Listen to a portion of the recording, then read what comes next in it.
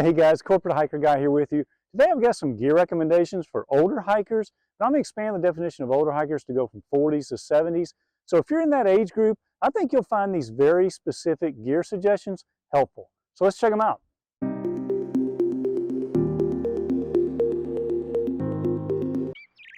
Gear recommendation number 1 is a FlexTail Tiny Pump. Number 2 is an oversized sleeping pad. This is used to inflate your sleeping pad. After I've been hiking all day and I get into camp that evening, I really look forward to setting up my tent, but I never really look forward to inflating my sleeping pad.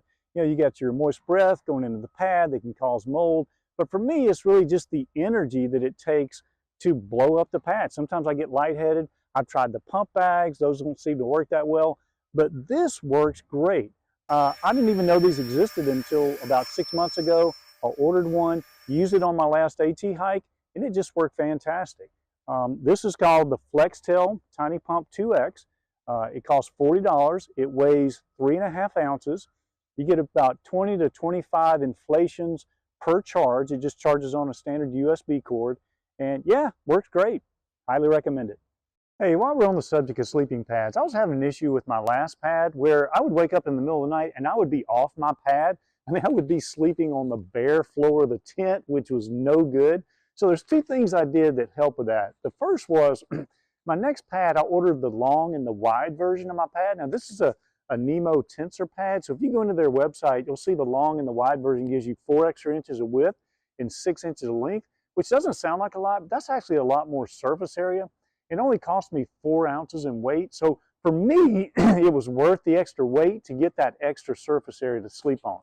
Hey, as older hikers, it's very important that we get good sleep at night. So anything you can do to improve your sleep, you should do it. And that certainly improved mine. So the second thing I did, you'll notice a little tab here on the Nemo pad that allowed me to tie this string, which I tied to the mesh pocket on my tent, and that anchored the top of the pad. Now the bottom of the pad can still move around, but the anchoring of the top of my pad, along with that additional surface area, I've slept great at night. I haven't had a single time where I've come off my pad.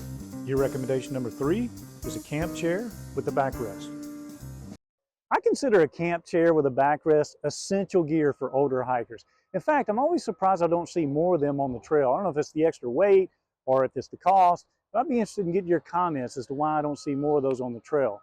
And I use mine not only in camp at night, but also during the day. So if we stop it for lunch or we stop for a 5 or 10 minute break, if our packs are coming off, I set up my camp chair. It allows me to rest my back, rest my hip flexors, rest my leg muscles. I really think it makes a difference for me on the trail. Now, I keep my camp chair in my backpack on this outer pocket, so it's easy to get access to. So again, I'll pull it out, I'll rest, and it's just been great for me. I think it could be a difference maker for you on the trail. So I'll show you the camp chair that I like to use. So this is the chair that I use. This is a Helinox Chair Zero. Weighs about a pound. Takes me about a minute to set up. I mean, I think I've set this thing up so many times I could do it in my sleep. It cost me $150. Now REI has a chair right now that's about a pound and costs $100. So that's a great option. But just stick with one with the backrest. That really provides you the opportunity to rest your back muscles. And now look, I know we're adding a pound to our pack. That's a big deal. But there's other ways that we can save weight for our pack so you can get this very essential camp chair in your pack and enjoy that on the trail. Recommendation number 4 is a lightweight, easy to set up tent. Hey, so the theme of this video has been pieces of gear that reduce the amount of energy we have to spend on the trail for older hikers. And a great piece of gear to focus on for that is our tent, our backpacking tent. So I have a Z-Packs duplex tent, and it is my favorite piece of gear. I really debated years ago about whether that was the right one for me, but now that I'm 4 or 5 years in, it's my favorite piece of gear. I've been hiking all day. I get into camp. I enjoy setting up my tent because it's so easy to set up. So it's lightweight. It's less than 20 ounces. It's easy to set up. Well, what's the catch? Well, the catch is the price. Boy, these things are expensive. I went online and checked it recently. These are $670 for a tent. Well, and I think when I bought mine years ago, it was $600. And I really debated, but this is the way I thought about it.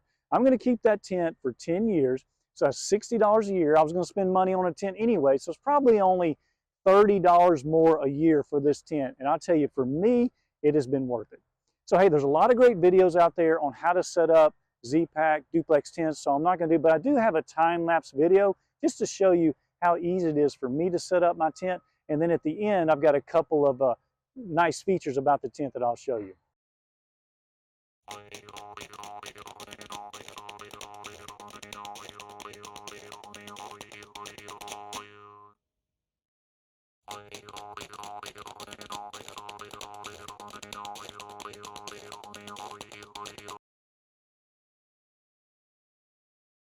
I'll show you a few quick things I really like about this Z-Pack's tent. First of all, very easy to set up, very lightweight. I mean, part of the weight savings is you use your trekking poles as your tent poles, so that works out well. But just look at the space in this. It's got this bathtub design, but you come in here and it's a true two-person tent. Plenty of room to move around. I've never had any problems with rain getting in here or any real problems at all. So just a really great tent, highly recommended. Recommendation number 5 is a gravity-fed water filter. Number 6 is a pocket bellows. Hey, just a quick word about water filters. For years, I used the Sawyer squeeze filters, and those are great. That's a great company. They make a great filter, but it's just the energy that I expended squeezing all that through the filter. And so I made the switch to a gravity-fed filter. I use the Catadyne 3-liter Be-Free filter, and that's worked great for me. I never thought about switching before because I thought these were really heavy. It turns out this is only 7 ounces. So for me, it's definitely been worth the switch. It's just so much less energy to filter water through one of these gravity filters. And just a quick tip, on mine, I was starting to get a little reduced flow. So I found that if I take that blue filter element and I put that in a little glass of distilled water, and it needs to be distilled water, then set it in there for about 30 minutes, take it out, that thing will be flowing just like it did when it was new. Hey, this last piece of gear is something I don't think I've ever seen on the trail before, and it's a pocket bellows, or I call it a blow tube. So use this to stoke fires. I was recently on a backpacking trip. It was very damp. I was trying to get a fire going, and man, I pulled this out and got it stoked and got it going, which I don't think I would have without this. So, it weighs less than an ounce. So, pick one up, throw it in your ditty bag, and it's there when you need it.